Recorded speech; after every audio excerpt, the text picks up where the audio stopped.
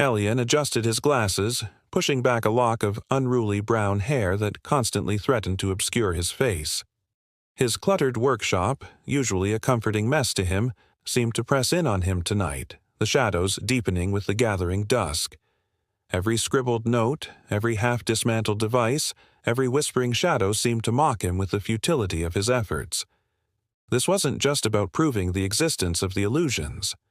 That much he'd managed with the recording of the spectral opera, its haunting strains still echoing in his memory.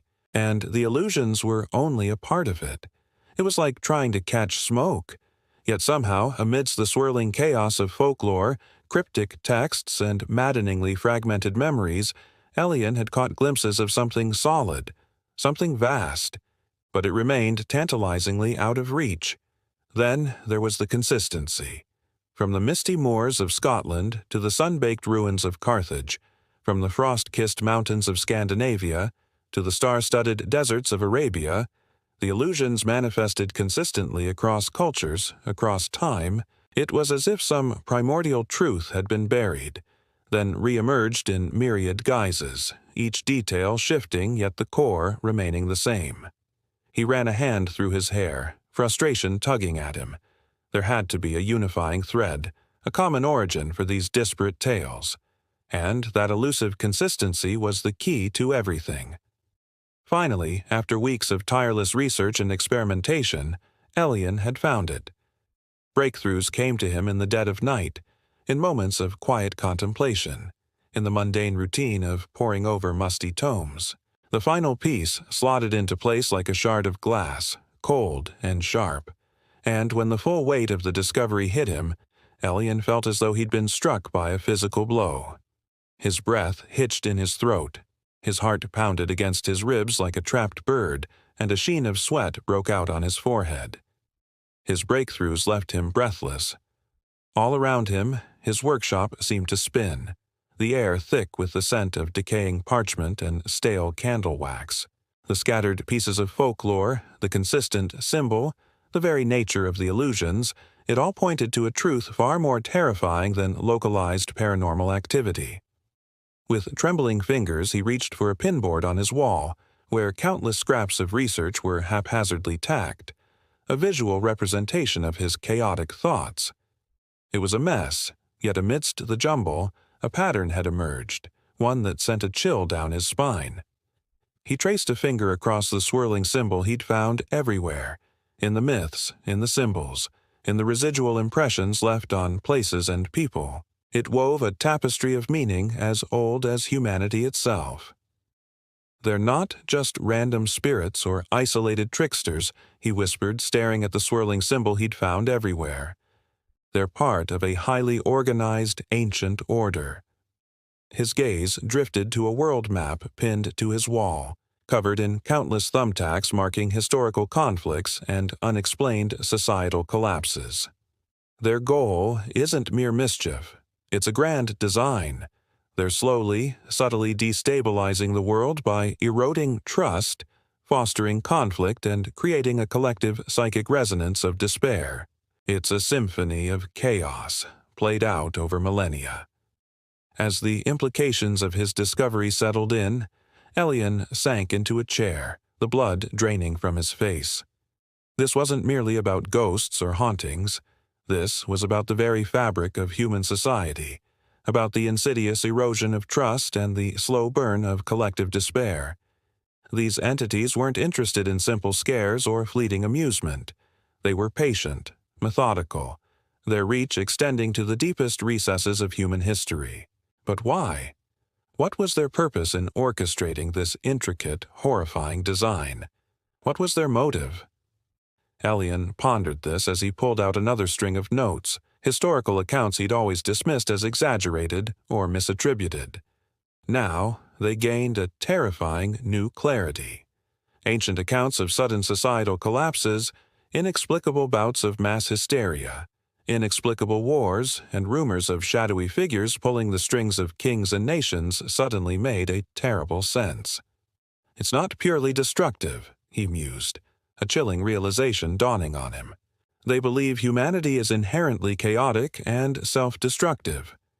By guiding civilization towards a state of constant, low-level conflict and pervasive fear, they believe they are controlling chaos, preventing a larger, cosmic disaster. He shuddered. A twisted form of balance, they probably think. Or perhaps they don't just control it. Perhaps they feed on this discord, growing stronger with every whisper of doubt, every ripple of fear. The idea was insane, yet it dovetailed with too many historical occurrences to simply dismiss.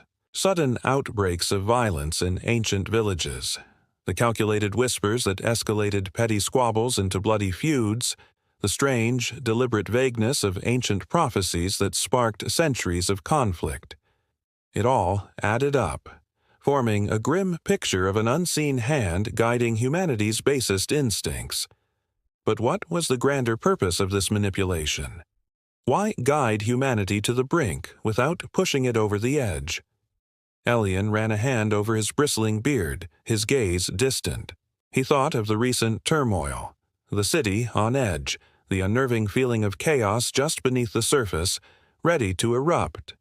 Perhaps the answer lay in that tension, in the precarious balance between order and chaos. Maybe these entities, these weavers of shadows, thrived on the edge of things, content to keep humanity forever on the verge of disaster, but never quite allowing it to tip over. He closed his eyes, imagining a world plunged into total chaos, no longer guided by fear or manipulated by hidden hands. Would humanity collapse entirely, or would it rise to meet the challenge? The prospect was both terrifying and exhilarating. The idea that humanity could break free from the grip of these unseen manipulators, that we could forge our own path regardless of the lurking darkness, was incredibly appealing. But even if this terrifying theory was correct, what could be done about it? How do you fight an enemy whose touch is intangible, whose influence seeps through the very fabric of society, preying on our collective fears and doubts?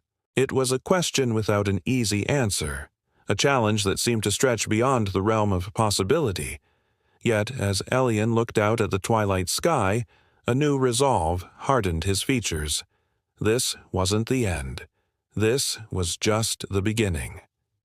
As the night deepened, Elian delved deeper into his research, seeking confirmation, seeking a way to understand the motives, the methods, the very nature of the entities he now understood as the Shadow Weavers. Their influence was undeniable, their motives clear, their methods subtle, insidious, and terrifyingly effective. The more he learned, the more he realized the precariousness of human society, how close it teetered on the edge of chaos. Each layer of understanding brought new questions, new uncertainties, and a growing sense of unease. As the moon climbed higher in the sky, casting long, eerie shadows in Elian's workshop, he uncovered more unsettling truths. These entities weren't bound by the conventional rules of space and time, appearing and disappearing at will, existing in a realm just beyond human perception. They seemed to thrive in the liminal spaces, in the gaps between reality, weaving their influence like a spiderweb, unseen, unheard, yet inescapable. And then there was the connection to the human element. Elian unearthed historical records that hinted at certain individuals who seemed to serve as unwitting pawns or conduits for the Shadow Weavers.